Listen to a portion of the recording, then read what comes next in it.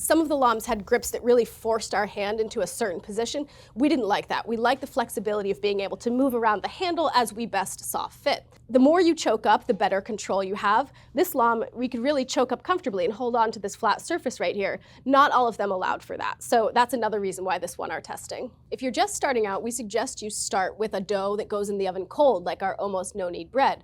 A colder dough is firmer, so you can score with more conviction. There's less drag on the blade.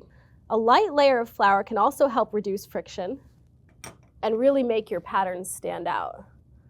Now, I'm no expert here. I'm going to try to do a simple leaf pattern. Start off by making shallow, about 1/8 inch scores. Okay, I don't know, this looks more like a pine tree, but look, it's still beautiful. Keeping your scores shallow ensures that your design will not become distorted during baking. For functional cuts that allow the bread to expand evenly, 1/2 inch deep cuts are ideal.